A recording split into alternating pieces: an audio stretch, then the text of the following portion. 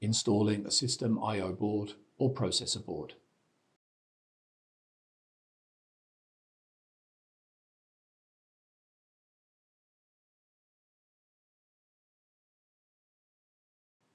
Align the system I/O board with the connector on the processor board and use both hands to push the system I/O board down into the connector.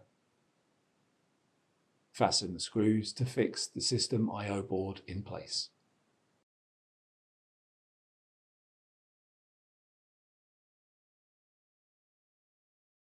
To put the system board assembly into the chassis, hold the plunger and blue handle and then insert the shorter side of the system board assembly into the chassis.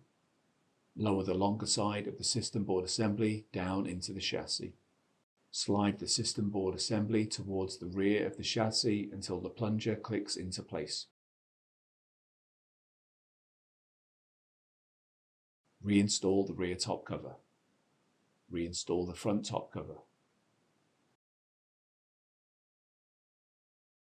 Reinstall all the power supply units.